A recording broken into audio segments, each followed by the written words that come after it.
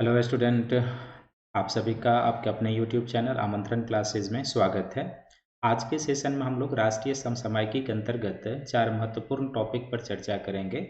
तो आज के क्लास की शुरुआत से पहले आमंत्रण क्लासेज जो यूट्यूब चैनल है, आमंत्रण क्लासेज ऐप पर आपको क्या क्या सुविधाएं मिलती है और आने वाले समय में आपके लिए क्या कुछ नया है उसको जान लेते हैं और उसके बाद आज के क्लास की शुरुआत हम लोग करेंगे।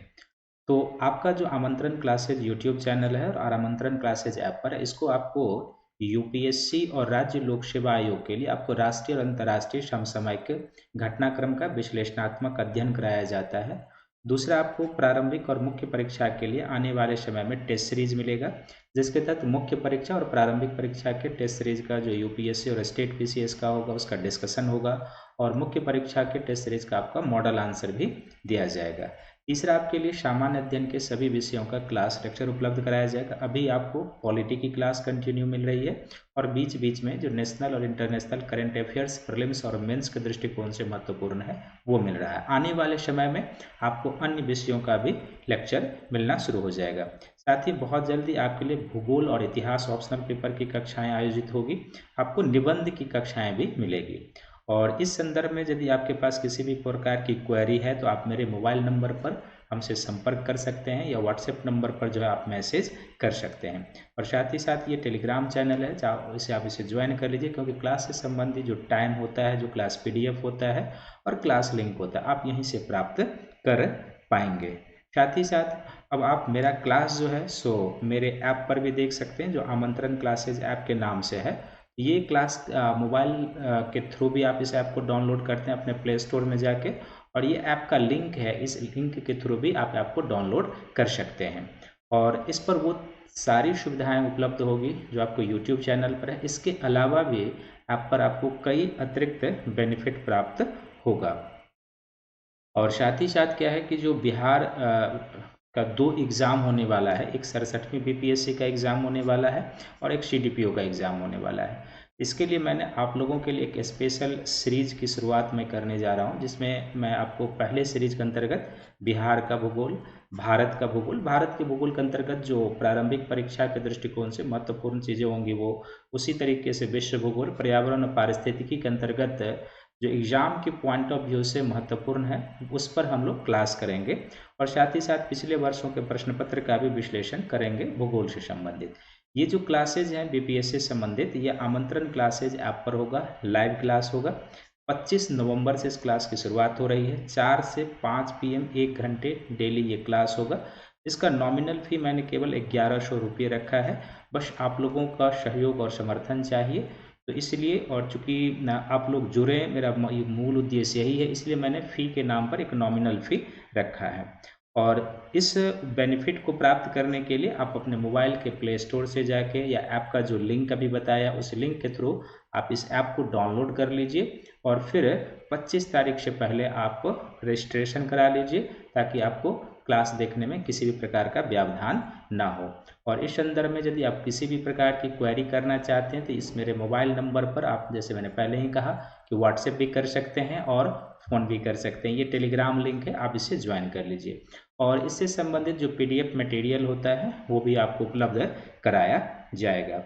तो आइए आज की कक्षा की हम लोग शुरुआत करते हैं। तो जैसे मैंने पहले ही कहा था कि आज हम लोग 4 टॉपिक पर चर्चा करेंगे, जिसमें एक कार्बन ऑफसेटिंग और नेट जीरो उत्सर्जन आप जानते हैं, लेकिन कार्बन ऑफसेटिंग क्या होता है, इसका नेट जीरो उत्सर्जन से क्या संबंध है, और क्या कार्बन ऑफसेटिंग के तरीके से हम नेट जीरो उत्सर्जन के लक्ष्य को प्राप्त कर सकते हैं, और साथ ही साथ कार्बन ऑफसेटिंग के कितने तरीके होते हैं इसके बारे में हम लोग जानेंगे। तो ये बेसिकली जो टॉपिक है आने वाले समय में यूपीएससी के मेंस या किसी भी स्टेट पीसीएस के मेंस में पूछा जाएगा।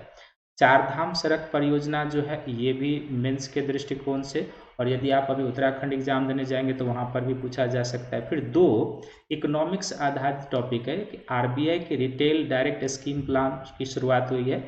जो छोटे निवेशक हैं उनको सुरक्षित निवेश का माहौल उपलब्ध कराने के लिए आरबीआई के द्वारा ये प्लान लॉन्च किया गया है।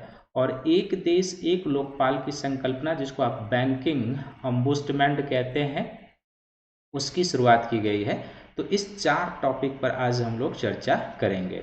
चारों ही टॉपिक जो है प्रारंभिक और मुख्य परीक्षा यानी कि पीटी और मेंस दोनों ही दृष्टिकोण से महत्वपूर्ण है, क्योंकि बैंकिंग लोकपाल को आप इस तरीके से समझिए कि आपकी भी कई सारी शिकायतें होती है, जिसको आप शिकायत दर्ज कहाँ कराएं, किस तरीके से कराएं, आपको पता होता नहीं है।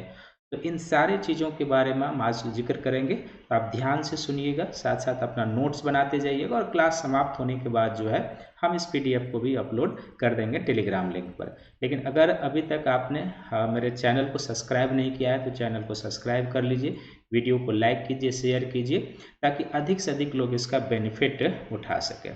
तो आइए सबसे पहले हम लोग कार्बन ऑफसेटिंग क्या होता है इसको जानते हैं, इसका नेट जीरो उत्सर्जन से क्या संबंध है इसको जानेंगे, और फिर क्या कार्बन ऑफसेटिंग के तरीके से नेट जीरो उत्सर्जन के लक्ष्य को प्राप्त कर सकते हैं। और साथ ही साथ हम आप भी कार्बन का उत्सर्जन करते हैं, तो हम आप कैसे नेट जीरो उत्सर्जन के लक्ष्य को प्राप्त कर सकते हैं, इस पर भी हम लोग चर्चा करेंगे।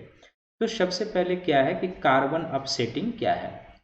तो कार्बन ऑफसेटिंग एक ऐसी प्रक्रिया है जिसमें कोई कंपनी या कोई देश, ये क्या है, कोई कंपनी भी कर सकता है, कोई देश भी कर सकता है, और एक व्यक्ति भी कार्बन ऑफसेटिंग के तरीके से अपने को न्यूट्रल कर सकता है या नेट जीरो उत्सर्जन की स्थिति में ले जा सकता है। तो कार्बन ऑफसेटिंग वह प्रक्रिया है जिसमें कोई कंपनी या कोई देश अपना कार्बन उत्सर्जन कम नहीं करते, बल्कि अपने कार्बन उत्सर्जन के बराबर कहीं अन्य कार्बन उत्सर्जन कम करने या कार्बन अवशोषण की व्यवस्था करते हैं।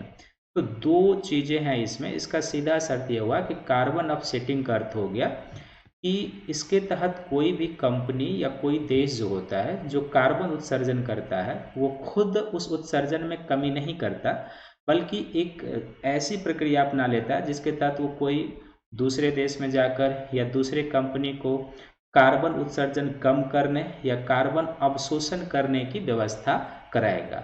तो इस प्रक्रिया को हम लोग क्या कहते हैं, कार्बन ऑफसेटिंग कहते हैं। जैसे आप यहाँ पर देख रहे हैं इस डायग्राम में, ये कार्बन जो है सो उत्सर्जित हो रहा है, लेकिन रिड्यूस इमिशन बाय ऑफसेटिंग। तो इस प्रक्रिया से जो कार्बन उत्सर्जन हो रहा है वो क्या है कि सोलर एनर्जी के प्रयोग को बढ़ावा देकर, विंड एनर्जी के प्रयोग को बढ़ावा देकर, और प्लांटेशन करके हम क्या कर सकते हैं कि जितनी मात्रा में हमने कार्बन उत्सर्जित किया है उतनी ही मात्रा में क्या है कि दूसरे जगह कार्बन अवशोषित करने के तरीके विकसित कर लेना क्या कहलाता है, कार्बन ऑफसेटिंग कहलाता है।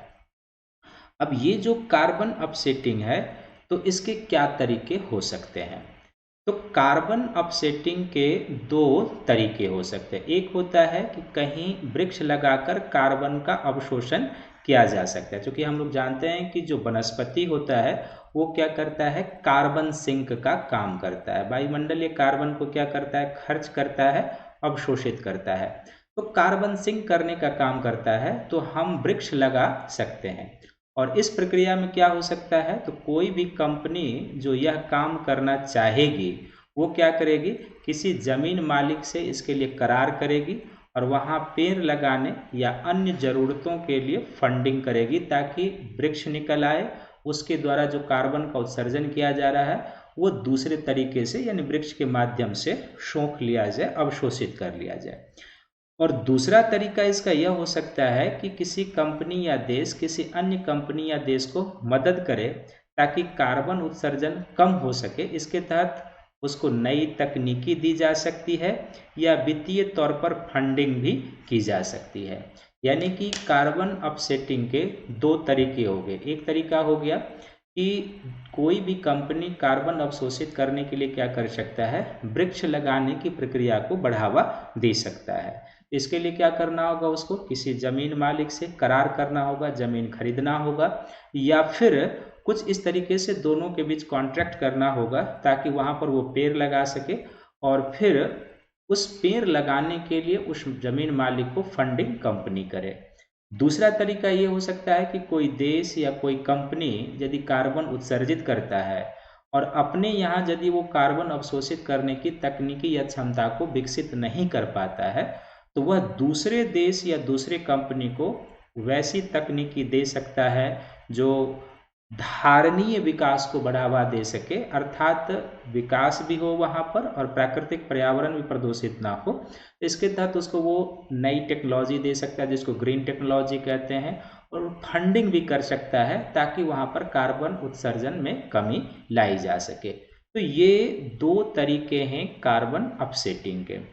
अब ये जो दो तरीके कार्बन अपसेटिंग के हैं, जैसे कि आप इस डायग्राम में भी देख रहे हैं, एक तरीके से इमिशन हो रहा है, दूसरे तरीके से आप क्या कर रहे हैं, एब्जॉर्प्शन की क्षमता को बढ़ा रहे हैं, और आप नेट जो है सो कार्बन फुटप्रिंट को प्राप्त कर रहे हैं। नेट कार्बन फुटप्रिंट का क्या अर्थ हो गया कि जितना आप कार्बन उत्सर्जित कर रहे हैं उतना ही वायुमंडलीय कार्बन अवशोषित करने की क्षमता भी आपके द्वारा तैयार कर ली गई है, तो वो नेट कार्बन फुटप्रिंट कहलाता है। तो अब प्रश्न उत्पन्न होता है कि क्या ऑफसेट, जो कार्बन ऑफसेट तकनीकी है, इसके द्वारा हम नेट जीरो उत्सर्जन के लक्ष्य को प्राप्त कर सकते हैं। तो ये मेंस का एक डायरेक्ट प्रश्न हो गया। तो क्या कार्बन ऑफसेटिंग के द्वारा हम नेट जीरो उत्सर्जन के लक्ष्य को प्राप्त कर सकते हैं? तो सबसे पहला तो है कि कई पर्यावरणविद जो है इसे एक तरीके से छल मानते हैं, क्योंकि आप जानते ही हैं कि आप एक तरीके से इधर से उत्सर्जन कर रहे हैं और दूसरे से इधर क्या कर रहे हैं, कार्बन अवशोषित करने की बात कर रहे हैं। तो जब आप इधर से उत्सर्जन कर ही रहे हैं तो यह पर्यावरणविद और संगठनों का कहना है कि ये विकसित देश जो हैं अपना कार्बन उत्सर्जन नहीं करने कार्बन उत्सर्जन जो करते हैं उसको कम नहीं करने के लिए इस तरह के तकनीकी या इस तरीके के आइडियोलॉजी को लेकर आए हैं। तो छल मानते हैं। जाहिर सी बात है कि यह है भी कि चूंकि कार्बन का उत्सर्जन हम करें या आप करें, बात तो बराबर है, वो वायुमंडल में जाएगी। कोशिश तो सभी को करनी होगी कि कार्बन का उत्सर्जन अमेरिका भी कम करे और भारत भी कम करे, सभी देश करे। ऐसा न कि अमेरिका कार्बन खूब उत्सर्जित करे और अपनी कार्बन उत्सर्जन के कंपनसेशन के लिए किसी अफ्रीकी देश में जाकर वो कोई काम करे। तो फिर ये पर्यावरण संरक्षण से क्या होगा, एक तरीके से छलावा है। यही जो है सो पर्यावरणविद का मानना है। दूसरा क्या है कि यह प्रक्रिया कार्बन उत्सर्जन करने वाले देशों को अवसर देता है। जाहिर सी बात, मैंने कहा कि आप इस तकनीकी से क्या करेंगे, जिसके पास मान लीजिए पैसा है वो क्या करेगा, अपने यहाँ कार्बन उत्सर्जन करते रहेगा, क्योंकि कार्बन उत्सर्जन करने से उसका विकास की प्रक्रिया आगे बढ़ती रहेगी, और किसी दूसरे देश को जाके फंडिंग कर देगा, उसको कुछ टेक्नोलॉजी दे देगा और बदले में अपने यहाँ कार्बन उत्सर्जन करते रहेगा।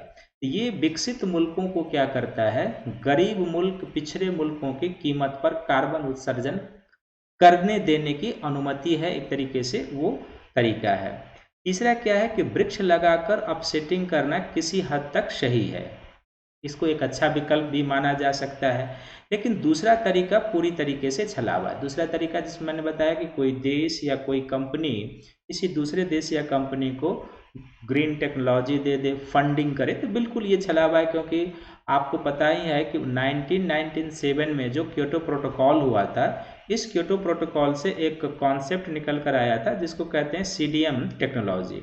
तो ये जो CDM टेक्नोलॉजी है, जिसको हम लोग क्लीन डेवलपमेंट मैकेनिज्म कहते हैं, ये विकसित देशों को विकासशील देशों को देना था ताकि वहाँ पर ग्रीन विकास को बढ़ावा मिले, धारणीय और पोषणीय विकास को बढ़ावा मिले। लेकिन आज तक विकसित देशों ने CDM टेक्नोलॉजी विकासशील देशों को या अन्य देशों को उपलब्ध नहीं कराया है। तो यहाँ पर भी इसके नाम पर क्या हो सकता है कि छलावा हो सकता है, क्योंकि दूसरी प्रक्रिया में कोई उत्सर्जन कम भी नहीं होता है। क्योंकि इसमें उत्सर्जन तो कम, जितना आप मान लीजिए कि 500 रुपया किसी देश को दे रहे हैं, बदले में 500 रुपये का वो अपने यहाँ कार्बन उत्सर्जन कर ले रहे हैं, तो ये तो कार्बन उत्सर्जन कम करने का कोई तरीका ही नहीं हुआ। और साथ ही साथ क्या है कि प्रथम विकल्प की भी क्या है, सीमाएं हैं। सीमाएं क्या है कि हम कितना ग्रीनरी लगाएंगे, क्योंकि एक समय के बाद ऐसा हो जाएगा कि वृक्ष लगाने के लिए जगह ही नहीं बचेगा। जाहिर सी बात है कि हम कितना भी प्लांटेशन करते जाएंगे करते जाएंगे करते जाएंगे, लेकिन जिस तरीके से जनसंख्या बढ़ रही है, औद्योगिकरण हो रहा है, नगरीकरण हो रहा है, तो उससे भी भूखंड पर दबाव बढ़ रहा है, उपलब्ध भूमि कम होते जा रही है। हम प्लांटेशन करेंगे, कई मान लीजिए प्लांटेशन करते करते 100-200 वर्षों के बाद, 50 वर्षों के बाद क्या होगा, भूखंड वैसे ही हमारे पास कम हो जाएगा। और जब भूखंड हमारे पास कम हो गया तो फिर स्थिति और बदतर हो जाएगी। तो कुल मिलाकर यह निष्कर्ष निकलता है यहाँ पर कि जो कार्बन ऑफसेटिंग तकनीकी है, ये नेट जीरो उत्सर्जन लक्ष्य को प्राप्त करना इसके द्वारा काफ़ी कठिन काम है। क्योंकि इसमें क्या है कि दो समस्याएं, एक जो वृक्ष लगाकर हम कार्बन अवशोषित करेंगे उसकी भी सीमाएं हैं, क्या है कि 50-60 साल 100 साल के बाद क्या होगा कि भूमि की उपलब्धता बहुत ही कम हो जाएगी। और दूसरा जो तकनीकी है कि किसी दूसरे देश को, किसी दूसरे उद्योग को तकनीकी दे देना, फंडिंग कर देना, ये भी क्या होगा कि सही नहीं है, क्योंकि इसके माध्यम से क्या होगा, कार्बन उत्सर्जन कम नहीं होगा बल्कि कार्बन उत्सर्जन और बढ़ ही जाएगा। क्योंकि विकसित देशों के पास पैसा है, तकनीकी है, वो अन्य कंपनी को, उद्योग को दे देंगे, देशों को दे देंगे और अपने यहाँ कार्बन उत्सर्जित करते रहेंगे। तो हम कार्बन ऑफसेटिंग की तकनीकी से कार्बन उत्सर्जन कम तो कर सकते हैं तत्काल तौर पर, लेकिन हम इससे नेट जीरो उत्सर्जन के लक्ष्य को प्राप्त नहीं कर सकते। इसके लिए हमें क्या करना होगा कि हमें नेट जीरो उत्सर्जन के लक्ष्य को प्राप्त करने के लिए अक्षय ऊर्जा स्रोतों को बढ़ावा देना होगा, जो कभी समाप्त नहीं वाले हैं, जो नवीकरणीय ऊर्जा स्रोत कहलाते हैं उनको। और साथ ही साथ क्या करना होगा, हमें उत्सर्जन घटाने पर भी जोर देना होगा। ये जो तकनीकी है कि हम अपना कार्बन उत्सर्जन करें और बदले में दूसरे देश को कुछ फंडिंग कर दें, वो छोड़कर सबको मिलकर सामूहिक रूप से क्या करना होगा, कार्बन उत्सर्जन कम करना होगा। तो यहाँ पर प्रश्न ये हो सकता है कि कार्बन ऑफसेटिंग से आप क्या समझते हैं। एक मेंस का यदि आपको यहाँ से प्रश्न हो जाए, बहुत ही मार्वलस प्रश्न बनेगा। प्रश्न क्या बनेगा, तो प्रश्न यहाँ बनेगा कि कार्बन ऑफसेटिंग से आप क्या समझते हैं। सबसे पहले ऑफसेटिंग से आप क्या समझते हैं, कार्बन ऑफसेटिंग से आप क्या समझते हैं। क्या इसके द्वारा, यानी क्या इस पद्धति से या क्या इस तकनीकी से, यानी कार्बन ऑफसेटिंग तकनीकी से, क्या इस तकनीकी से नेट जीरो उत्सर्जन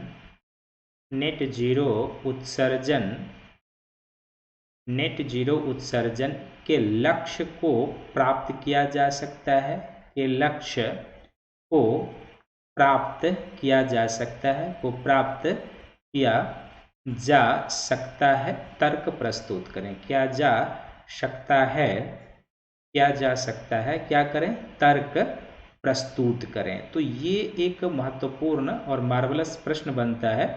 आप इस प्रश्न को लिखने का प्रयास कीजिएगा। यूपीएससी के हिसाब से आप इसको 250 शब्दों में लिखने का प्रयास कीजिएगा, और यदि आप आरपीएससी का एग्जाम दे रहे हो तो आप इसे 100 वर्ड में लिखने का प्रयास कीजिएगा, क्योंकि करंट अफेयर्स के दृष्टिकोण से आरएस के एग्जाम के मेंस में भी ये पूछा जा सकता है।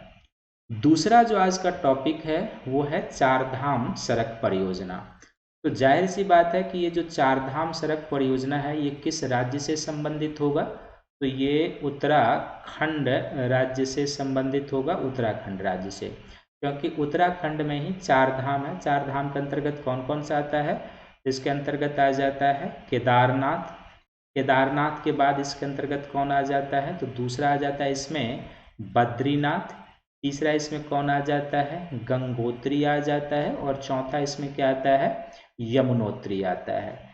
ये जो चार धाम सड़क परियोजना है, उत्तराखंड में जो 4 प्रमुख तीर्थ स्थल हैं, जो 4 धाम हैं, उनको जोड़ने की योजना है, उनको सड़क संपर्क से जोड़ने की। और कैसे सड़क संपर्क से जोड़ने की, तो 12 महीने कनेक्टिविटी रे, ऑल वेदर कनेक्टिविटी वाला रोड बनाना है। क्योंकि जब अभी शीत ऋतु आया है, हिमपात होगा, भूस्खलन होगा, तो सड़कें जाम हो जाती है। तो इस तरीके से इंफ्रास्ट्रक्चर तैयार करना है कि ऑल वेदर कनेक्टिविटी यहाँ पर हो। तो ये है, लेकिन ये चर्चा में क्यों है और किस तरीके से ये चीज़ें हैं, इसको हम लोग जानते हैं। तो अभी हाल ही में क्या हुआ है कि सर्वोच्च न्यायालय में एक गैर सरकारी संगठन, जिसको हम लोग एनजीओ कहते हैं, उसका नाम है सिटीजन फॉर ग्रीन दूत, इसके द्वारा एक याचिका दायर किया गया था। और उस याचिका में यह कहा गया था ये जो चारधाम परियोजना बन रही है, इससे क्या हो सकता है कि हिमालय के क्षेत्र में भूस्खलन की घटनाएं बढ़ सकती है, हिम प्रवाह की घटनाएं बढ़ सकती है, जिसको हम लोग एवलांस कहते हैं, हिम प्रवाह की घटना बढ़ सकती है, और यहाँ के पर्यावरण को काफ़ी हानि होगा, हिमालय के इकोलॉजिकल इम्बैलेंस को बढ़ावा देगा। इसलिए इस परियोजना को क्या किया जाना चाहिए, रोक दिया जाना चाहिए। यानी कि इसके कारण यहाँ पर नेचुरल क्लैमिटीज बढ़ सकती है, क्योंकि हिमालय का जो है सो जो इस क्षेत्र में सड़क बनाने के लिए कई सारे माउंटेन रेंज को ब्रेक करके यहाँ पर जो है शुभ बनाया जाएगा। तो इसके कारण लैंडस्लाइड की घटना बढ़ेगी, हिम प्रवाह बढ़ेगा, इन्वायरमेंट को हानि होगी, नेचुरल क्लैमिटीज बढ़ेगी, उसके कारण यहाँ पर जानमाल का नुकसान होगा। तो उसके कारण इस परियोजना को क्या किया जाना चाहिए, रोक दिया जाना चाहिए। ये रिसेंट न्यूज है, आज से 4-5 दिन पहले सुप्रीम कोर्ट में इस पर सुनवाई हो रही थी। तो हम लोग जान लेते हैं कि ये प्रोजेक्ट क्या है। तो इस प्रोजेक्ट में कुल जो है ना 12,000 करोड़ रुपए की लागत से ये प्रोजेक्ट तैयार हो रही है। इसके अंतर्गत जो सड़क की लंबाई होगी वो कितनी होगी, इसके अंतर्गत 900 किलोमीटर लंबी सड़क मार्ग बनने हैं, 4 धाम सड़क मार्ग बनने हैं। और जैसे मैंने पहले ही बताया कि उत्तराखंड के 4 तीर्थ स्थलों यमुनोत्री को, गंगोत्री को, केदारनाथ को और बद्रीनाथ को ऑल वेदर कनेक्टिविटी प्रदान करने की योजना है। यहाँ पर आप देख रहे हैं यमुनोत्री है, ये गंगोत्री है, केदारनाथ है, बद्रीनाथ है। तो ऋषिकेश से किस तरीके से इन चारों धाम को कनेक्टिविटी प्रदान की जानी है वो इस डायग्राम में, इसको आप याद रखेंगे और एग्जाम में यदि आप बना देते हैं तो आपके आंसर की क्वालिटी बढ़ जाएगी। अब ये जो है 4 धाम सड़क प्रोजेक्ट जो है ये जो बनाया जा रहा है, इसका कुछ और जो फैक्चुअल चीज़ें हैं आप इसको ध्यान में रखेंगे। बेसिकली इस पर सरकार से सुप्रीम कोर्ट ने मांगा भी सलाह कि आपको जो सड़क बना रहे हैं तो इस पर सरकार के जो पक्ष के वकील, तो उन्होंने कहा कि जाहिर सी बात है कि ये सड़क मार्ग बनेगा, तो उन्होंने कहा कि कुछ हद तक उत्तराखंड के क्षेत्रों में जो है सो भूकंप और इस तरह की चीज़ों को बढ़ सकते हैं, लेकिन उन्होंने कहा कि इस रोड का सामरिक महत्व अधिक है। यदि हम बॉर्डर एरिया तक पहुंचना चाहते हैं, यदि सैनिकों को हम बॉर्डर क्षेत्र तक पहुंचाना चाहते हैं, अपनी सामरिक क्षमता को मजबूत करना चाहते हैं, तो हमें ये रोड बनाना ही पड़ेगा। तो कुल मिलाकर ये सड़क मार्ग बन रहा है और इस सड़क मार्ग का जो महत्व है, जो प्रोजेक्ट है, इसके 4 दृष्टिकोण से आपको मूल्यांकन करना है। सामरिक दृष्टिकोण से क्या है कि यह हमारे लिए लाभदायक, क्योंकि ये क्या है कि सीमावर्ती क्षेत्र में क्या करेगा, सीमावर्ती क्षेत्र में हमारी पहुंच को बढ़ाएगा, हमारी पहुंच का यहाँ पर अर्थ है कि सीमावर्ती क्षेत्र में हमारी पहुंच बढ़ाएगा। हमारी पहुंच का अर्थ है कि हर एक दृष्टिकोण से हम वेल कनेक्टिविटी की स्थिति में उन क्षेत्रों में आ जाएंगे। खासकर ये हमारी पहुंच को कहाँ बढ़ाएगा, तो हमें अभी जो भारत और चीन के संबंधों की स्थिति है, तो चीन सीमा के नज़दीक हमें पहुंचाएगा। साथ ही साथ क्या है कि नेपाल के साथ जो हमारी सीमा है, तो चीन और नेपाल सीमा के पास हम काफ़ी नज़दीक पहुंच जाएंगे। एक तरीके से हमारे लिए सामरिक दृष्टिकोण से महत्वपूर्ण होगा। इससे हमारा यह भी होगा कि हमारा क्या होगा, सीमा सुरक्षा मजबूत हो जाएगा। इससे हमारा क्या होगा, सीमा सुरक्षा मजबूत होगा, सीमा सुरक्षा मजबूत हो जाएगा। तो सामरिक दृष्टिकोण से क्या है कि ये सड़क मार्ग निसंदेह भारत के लिए बहुत ही महत्वपूर्ण है। यदि हम तिब्बत के बॉर्डर एरिया तक पहुंचना चाहते हैं, चीन के साथ आंख में आंख मिलाकर बात करना चाह रहे हैं, हालांकि भारत की ये नीति कभी नहीं रही है, लेकिन जाहिर सी बात है कि यदि भारत के क्षेत्र में कोई अतिक्रमण करता है तो भारत कभी शांत बैठने वाला देश भी नहीं रहा है।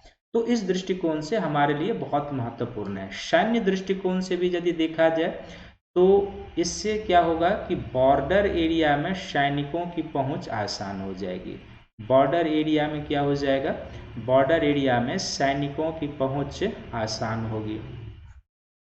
और सबसे बड़ी बात क्या है, सैनिकों की पहुंच आसान होगी। और सबसे बड़ी बात क्या होगा कि जो है सो हर एक मौसम में सैनिक जो है वहाँ पर पहुँच सकते हैं। इस तरीके न केवल सैनिकों की पहुँच आसान हो जाएगी, बल्कि इसके कारण क्या होगा, जो रसद और हथियार गोला बारूद होता है, जो रसद हथियार और अन्य जो उपकरण होते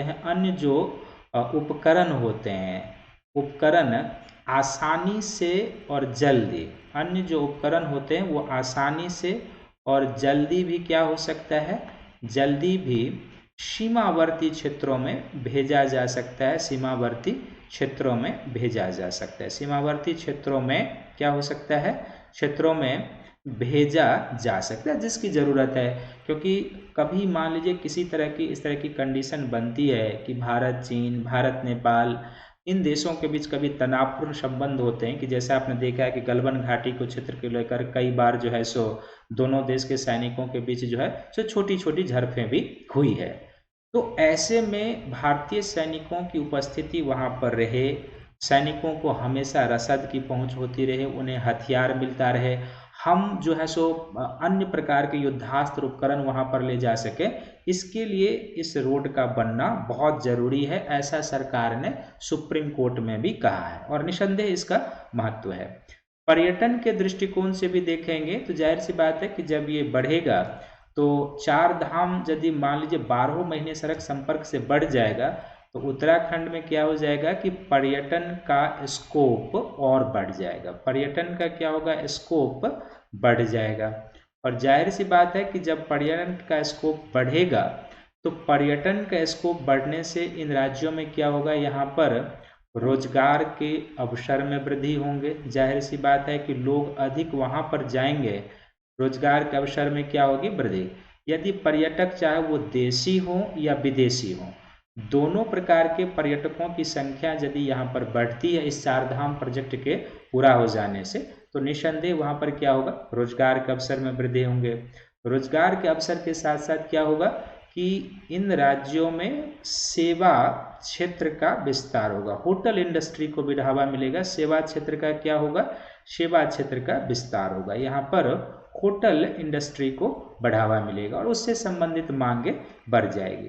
निसंदेह इस राज्य में क्या होगा, इस प्रोजेक्ट से यहाँ पर सामाजिक विकास को भी बढ़ावा मिल सकता है। किसको बढ़ावा मिलेगा, सोशियो डेवलपमेंट को बढ़ावा मिल सकता है, सामाजिक विकास को, और आर्थिक विकास को भी यहाँ पर बढ़ावा मिलेगा, आर्थिक विकास को। साथ ही साथ क्या होगा कि यदि ये चार धाम सड़क परियोजना बन जाती है तो उत्तराखंड में क्या होगा कि ये औद्योगिक गतिविधियों को भी तेज करेगा, औद्योगिक विकास को बढ़ावा देगा, औद्योगिक विकास को बढ़ावा देगा। कैसे देगा औद्योगिक विकास को बढ़ावा, क्योंकि आप जानते हैं कि परिवहन के साधन यदि बेहतर हों, अभी आपने देखा है पूर्वांचल एक्सप्रेसवे का उद्घाटन हुआ है और प्रधानमंत्री जी ने क्या कहा है, तो परिवहन के जो साधन होते हैं ना, वो क्या करते हैं कि अर्थव्यवस्था के मेरुदंड के रूप में जाने जाते, क्योंकि गुड कनेक्टिविटी हो जाए तो वस्तु और सेवाओं की आपूर्ति जल्दी होगी, लागत कम हो जाती है, पर्यावरणीय दृष्टिकोण से क्या होगा, ये लाभदायक होगा कि यदि जो डिस्टेंस आप खराब रोड की स्थिति में 5 घंटे में दूरी तय करेंगे और अच्छी सड़क कनेक्टिविटी बन जाए और यदि वो दूरी आप 3 घंटे में कर लेते हैं तो ये जो 2 घंटा हुआ आपकी समय बचे, उसी अनुपात में डीजल पेट्रोल का दहन कम होगा तो पर्यावरण को भी नुकसान कम होगा। तो निसंदेह जो है ये जो चारधाम परियोजना है सड़क संपर्क, ये निसंदेह उपयोगी है। साथ ही साथ क्या होगा कि ये जो गांव, कई सारे गांव कस्बों को ये जोड़ेगा और वस्तु और सेवाओं की आपूर्ति बढ़ेगी, वस्तु और सेवाओं की लागत कम होगी, औद्योगिकरण को यहाँ पर क्या होगा, बढ़ावा मिलना शुरू हो जाएगा और सामाजिक आर्थिक विकास को बढ़ावा मिलेगा। तो इस दृष्टिकोण से क्या है कि ये जो प्रोजेक्ट है ज़्यादा महत्व। हाँ, लेकिन यहाँ पर यह भी होना चाहिए कि हमें पर्यावरण और उससे उत्पन्न, इस प्रोजेक्ट के बनने से उत्पन्न होने वाले खतरों को भी ध्यान में रखना चाहिए और हमें यहाँ पर ये सुझाव देना है कि ये जो सड़क संपर्क है सामरिक महत्व का है, इसे बनना चाहिए, लेकिन इससे उत्पन्न होने वाले जो खतरे हैं जिसके तहत जिस तरफ लोग ध्यान आकर्षित करा रहे हैं, तो उन खतरों से कैसे निपटा जाए, इसके लिए भी सरकार को क्या करना चाहिए, 2 तरीके का अप्रोच लेके चलना चाहिए, एक तात्कालिक अप्रोच और एक दीर्घकालीन अप्रोच, ताकि लैंडस्लाइड या एवलांस या अन्य किसी तरह की यदि नेचुरल क्लैमिटी जिसके कारण होती है तो फिर वो विकास को बाधित करेगा।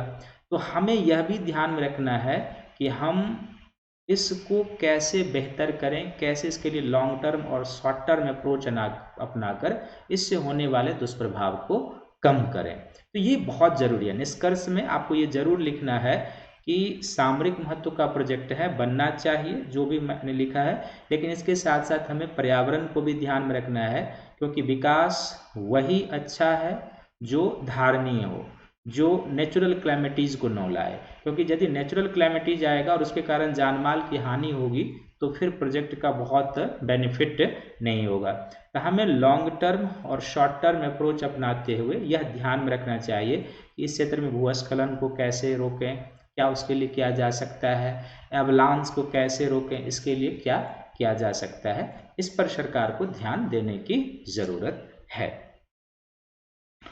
तीसरा जो आज का टॉपिक हो जाएगा वो है S-400 डिफेंस सिस्टम।